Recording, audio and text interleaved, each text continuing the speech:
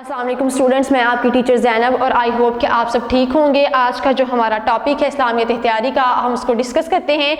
वो है जुमादुल अव्वल 8 हीज। ठीक है, कहते हैं कि आपकी जुमोता शाम का एक इलाका था जहाँ इस ज़माने में अरब का मशहूर कबीला बनु गसान आबाद था। क्या था? मशहूर कबीला बनु गसान। फिर क्या कहते हैं, ये लोग बड़े जंगजू थे। इस वक्त कैसर रूम के बाज गुजार थे। इनका सरदार शजील बिन गुमर अस्वानी एक मुतबर शख्स था। फिर वो क्या कहते हैं कि इसमें कुछ एक गुमर गसानी एक मुतकब्बर शख्स था। लड़ाई का सबब देखते हैं। नबी करीम सल्लल्लाहु अलैहि वसल्लम ने हज़रत हारिस बिन उमर को तबलीग इस्लाम का हाथ देकर शजील की तरफ भेजा, मगर ताकत के गुरूर में शजील ने आस वसल्लम के सफ़ीर को कत्ल कर दिया। यानी आपने उनकी तरफ हाथ भेजा और उन्होंने जोश में आकर क्या किया कि आप वसल्लम ने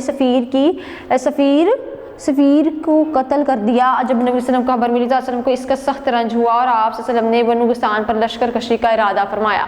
यानी जब आपको पता चला तो आप इस पर सख्त जो है वो आपको दुख हुआ और आपने लश्कर कशी का इरादा फरमाया।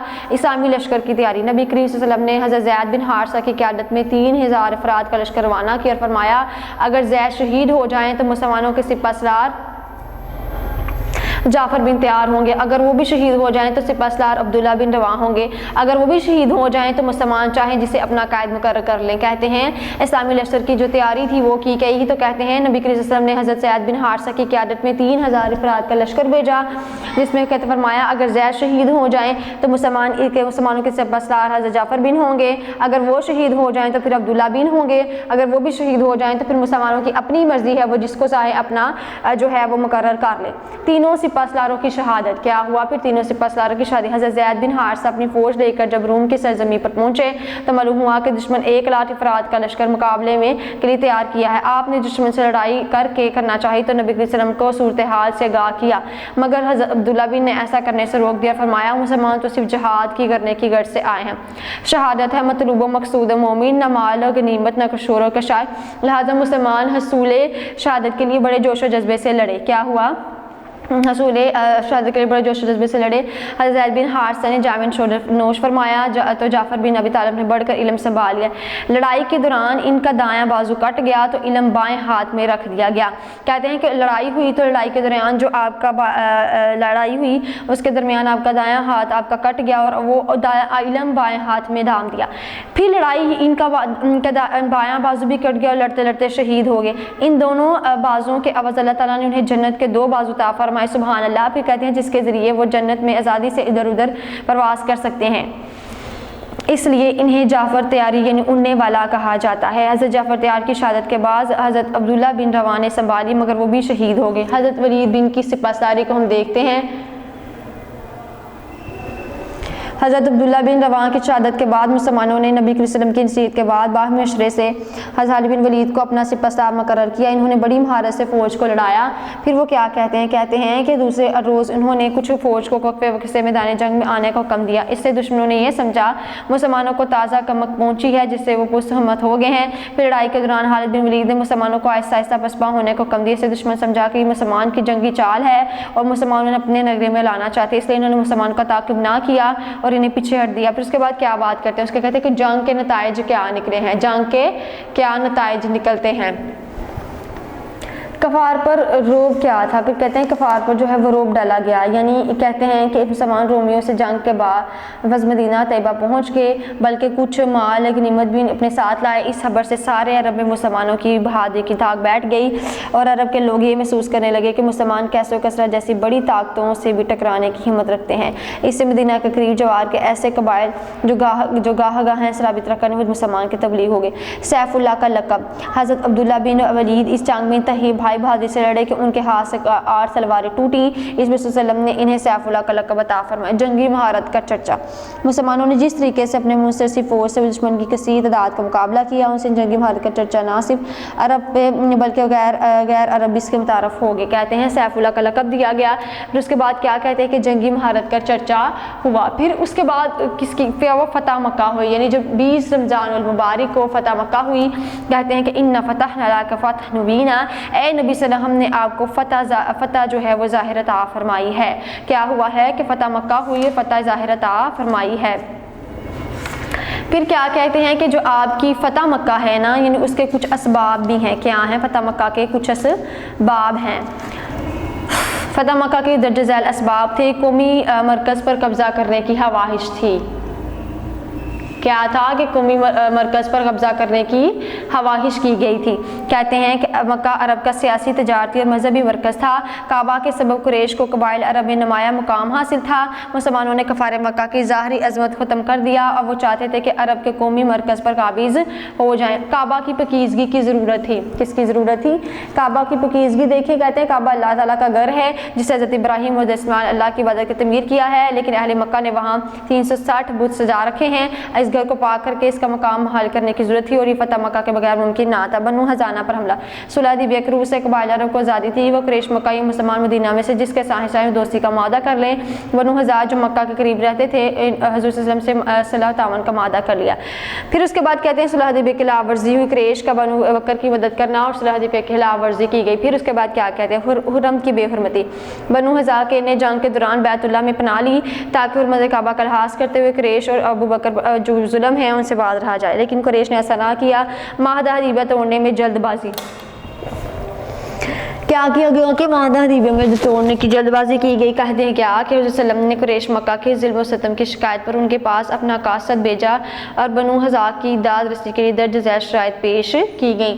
پہلی جو شرائط پیش کی گئی نا اسٹوڈنٹ، اس میں وہ کیا کہتے ہیں کہ کیا کہا گیا کہ بنو حزاع کے مقتولین کا خون بہا کر ادا کر دیا جائے، قریش مکہ بنو بکر کی امداد سے دستبردار ہو جائیں، مذکور دونوں صورتوں میں قبول نہ ہوں تو معاہدہ حدیبیہ کے منسوخ ہونے کا اعلان کر دیا جائے۔ قریش کے کسی نوجوان نے جوش میں آ کر کہہ دیا کہ انہیں آخری شرط منظور ہے۔ اس پر نبی کریم صلی اللہ علیہ وسلم کا قاصد واپس مدینہ طیبہ آ گئے، وسلم کو صورتحال سے آگاہ کیا۔ آپ سمجھ پر چرنا تھا سوائے اس کے کہ بنو حزانہ کو ششمیر ظلم کا بدلہ دلوا دیں۔ کس کا بدلہ دلوائیں؟ ششمیر کا۔ پھر اس کے بعد کہتے ہیں واقعات کیا ہیں۔ سب سے کہتے ہیں کہ حملہ کی تیاری کا حکم آپ کو دیا گیا۔ کہتے ہیں نبی کریم صلی اللہ علیہ وسلم نے مسلمانوں کو خفیہ طور پر جنگ کے لیے تیاری کا حکم دیا۔ گردنوا کے تمام دوست قبائلیوں کو بھی اس بات کے لیے منوایا گیا۔ لشکر اسلام کی نقل و حرکت اس قدر خفیہ رکھی گئی کہ قریش کو کانوں کان تک خبر نہ ہوئی اور مسلمان مکہ کے قریب جا کر پہنچ گئے۔ اسی سفر کے دوران حضرت صلی اللہ علیہ وسلم کی ملاقات اپنے چچا حضرت عباس سے ہوئی جو مکہ سے ہجرت کے مدینہ جا رہے تھے۔ حضرت صلی اللہ علیہ وسلم نے حضرت عباس کو اپنے ساتھ مکہ چلنے کی درخواست کی۔ اہل مکہ حیران ہو گئے۔ کیا ہوا؟ اہل مکہ حیران ہو گئے۔ کہتے ہیں کہ نبی صلی اللہ علیہ وسلم نے پڑاؤ کا ارادہ فرمایا اور حکم فرمایا کہ ہر قبیلہ کھانا تیار کرنے کے لیے اپنا الگ الگ الاؤ راشن لے کر آؤ۔ اسی طرح میلوں تک آگ ہی آگ نظر آنے لگی۔ کیا ہوا؟ میلوں تک آگ ہی آگ نظر آنے لگی۔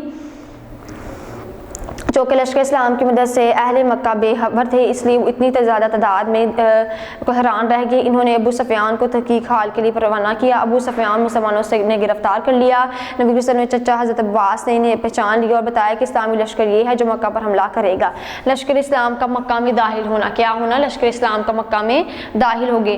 کہتے ہیں اگلے روز یعنی 20 رمضان باری کو لشکر اسلام کا فاتحانہ مکہ کے مکرمہ میں داخل ہوا۔ حضرت صلی اللہ علیہ وسلم نے اعلان فرمایا کہ ہر شخص کو امان ہے جو اپنے گھر کا دروازہ بند رکھے گا، جو ابو سفیان کے گھر میں پناہ لے گا، جو بیت اللہ میں پناہ لے گا۔ کہتے ہیں آپ نے کہا کہ ہر اس کے گھر میں امان ہے جو بیت اللہ میں قیام کرے گا اور اس کے بعد ابو سفیان کے گھر میں پناہ لے گا، جو بیت اللہ یعنی جو اس کے بعد کہتے ہیں کہ جو اپنے گھر کا دروازہ بند کرے گا اور جو ابو سفیان سے گھر میں پناہ لے گا اور جو بیت اللہ میں پناہ لے گا۔ پھر کیا کہتے ہیں؟ کہتے ہیں آپ صلی اللہ علیہ وسلم نے لشکریوں کو ہدایت فرما دی کہ پرامن طور پر شہر میں داخل ہوں، کسی سے زیادتی نہ کی جائے۔ لشکر اسلام 4 حصوں میں تقسیم ہے، یعنی حضرت زبیر بن عوام کو شمال سے، حضرت خالد بن ولید جنوب سے، مشرق سے اور سعد بن وقاص مغرب سے اپنے لشکروں سمیت شہروں میں داخل۔ نبی صلی اللہ علیہ وسلم اور ان سارے صحابہ کرام اس کے ہمراہ تھے۔ مکہ کے کچھ لوگوں نے حضرت خالد بن ولید کے لشکر پر حملہ کر دیا جس سے 3 سال مسلمان شہید ہو گئے۔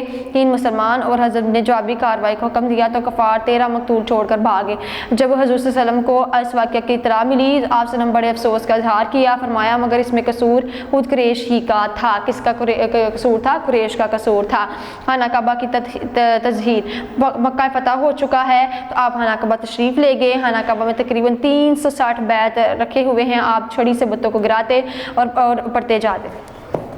اور آگے بڑھتے جاتے، پھر اس کے یعنی پڑھتے جاتے، پھر اس کے بعد بات کرتے ہیں حق آ گیا اور باطل چلا گیا، بے شک باطل جانے والا ہی تھا، عفو کا پیغام دیا گیا۔ کیا ہوا؟ عفو یعنی جو آپ کا ہے وہ عفو عام ہو گیا۔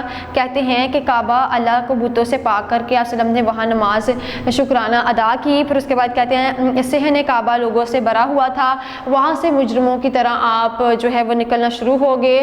اس کے بعد جو ہے ان دونوں میں اس میں کہتے ہیں ان میں وہ لوگ بھی جو وسلم کو گالیاں دیا کرتے تھے وہ بھی تھے، آپ وسلم کے راستے میں کانٹے بچھاتے تھے وہ بھی تھے، جنہوں نے آپ کے قتل کا منصوبہ تیار کیا، ان میں وہ بھی لوگ شامل تھے جو صحابہ پر سخت مظالم، انہی لوگوں نے مسلمان ختم کرنے کے مدینہ میں کی لشکر کشی کی تھی۔ دیکھیں وہ کیا کہتے ہیں کہ خانہ کعبہ کی تزہید بھی انہوں نے کرنے کی کوشش کی، پھر کہتے ہیں کہ کیا ہوا کہ خانہ کعبہ کے ساتھ ایسے ایسے کیا گیا، یعنی پھر کہتے ہیں حسن نے ان لوگوں سے سوال کیا کہ اے گروہ قریش کیا تمہیں معلوم ہے میں تم میں سے سلوک کرنے والا ہوں؟ سب نے کہا بلائی کا، آپ نے اب تشریف فرمائی، شریف بھائی کے بیٹے ہیں، آپ نے فرمایا میں تم میں سے وہی کہتا ہوں جو یوسف السلام نے اپنے بھائی سے کہا، آج کے دن تم پر کوئی گرفت نہیں، جاؤ تم سب آزاد ہو، آج کے دن تم پر کوئی گرفت نہیں، جاؤ تم سب آزاد ہو۔ پھر اس کے بعد کیا کہتے ہیں آپ وسلم کوہ صفا تشریف لے گئے، جب مکہ کے خاص و عام نے وسلم کے دست مبارک پر اسلام قبول کر لیا، وسلم نے عام معافی کا اعلان فرمایا اور حضرت کے قاتل وحشی بن طرف اور جو ہے سب کو معاف فرما دیا۔ اہل مکہ نے مہاجرین کے املاک پر قبضہ کر لیا، آپ نے مہاجرین صحابہ کو اپنی کا املاک سے دستبردار ہونے کو فرمایا۔ اس عفو درگزر نے اہل مکہ کے دل جیت لیے، ان کی کثیر تعداد پہلے مسلمان ہو چکی تھی، باقی بھی ایسا ایسا دامن اسلام سے وابستہ ہو گئے۔ کہتے ہیں کہ پہلے لوگوں نے دل جیت لیا اور پھر اس کے بعد وہ اسلام قبول کرنے لگے۔ پھر اس کے بعد وہ کیا بات کرتے ہیں؟ اس کے بعد وہ بات کرتے ہیں کہ نتائج کیا ہوئے۔ فتح مکہ کے کچھ درجہ ذیل نتائج ظاہر ہوئے، عرب کا مذہبی مرکز مسلمانوں کا قبضے میں آ گیا، جزیرہ سے کفر شرک کا نام نشان مٹ گیا۔ فتح مکہ کے بعد عفو درگزر سے وسلم نے لوگوں کے دل موڑ لیے، وہ آپ کے گریدہ ہو گیا، بیت اللہ کی لائے سے پاک ہو گیا اور صرف اللہ تعالیٰ کی عبادت کا مرکز بن گیا۔ عرب کے لوگوں کو یقین آ گیا کہ حضرت صلی اللہ علیہ وسلم حق پر ہیں، اس لیے مکہ پر ان کا حملہ کامیاب رہا، ورنہ صحاب فعل کا عبرتناک انجام ان کے سامنے تھا، اس لیے تذہیب کا شکار لوگ ہو گئے۔ مسلمانوں کی فوجی قوت میں اضافہ ہو گیا اور ان کی قوت کی پورے عرب میں داغ بیٹھ گئی، پورے عرب مسلمانوں کے مقابلے میں کوئی طاقت نہ رہی۔ عرب کے لوگ جو درجوگ اسلام میں داخل ہو گئے، اس کا قرآن میں ذکر ہے، جو لوگ اللہ کی فتح آئی ہے، جب اللہ کی مدد اور فتح آئی ہو تو آپ نے دیکھ لیا کہ لوگ درجوگ لوگ آپ کے دین میں داخل ہو رہے ہیں۔ تو اسٹوڈنٹ آج کا جو ہمارا ٹاپک تھا وہ یہ ہے کہ جو ہم نے دیکھا کہ جو ہمارا سریہ موتا تھا یعنی اس کی لڑائی کے کیا اسباب تھے، تو ہم نے اس میں دیکھا تھا کہ اسلامی لشکر کی تیاری تھی، تینوں سپہ سالار کی شہادت تھی، خالد بن ولید کی جو سپہ سالار تھے، پھر اس کے بعد ہم نے اس کے نتائج دیکھے ہیں، کیا دیکھے ہیں؟ اس کے نتائج دیکھے ہیں کہ کفار پر روب تھا، پھر اس کے بعد کہتے ہیں کہ سیف اللہ کا لقب تھا اور جنگی مہارات کا جو تھا نا وہ چرچا تھا، کس کا چرچا تھا؟ جنگی مہارات کا چرچا تھا۔ پھر اس کے بعد وہ بات کرتے ہیں کہ آپ کو جو فتح مکہ ہوئی ہے یعنی اس میں قومی مرکز پر قبضہ کرنے کی خواہش کی گئی، پھر اس کے بعد کہتے ہیں کہ کعبہ کی پاکیزگی ضرورت اور اس کے بعد واقعات ہیں، پھر ہم نے اس کے بعد اس کے نتائج کو دیکھا۔ تو آج کا ہی ہمارا ٹاپک تھا اور آئی ہوپ کہ اسٹوڈنٹ آج کا ٹاپک آپ کو کلیئر ہو گیا ہوگا۔ اوکے جی اسٹوڈنٹس، اللہ حافظ۔ ویڈیو پسند آئی تو لائک کریں، اپنی رائے کمنٹ کریں، ایسے ہی مزید ویڈیوز کے لیے ہمارا چینل سبسکرائب کریں اور بیل کا آئیکن دبائیں تاکہ آپ کو ہر ویڈیو کا نوٹیفیکیشن ملتا رہے۔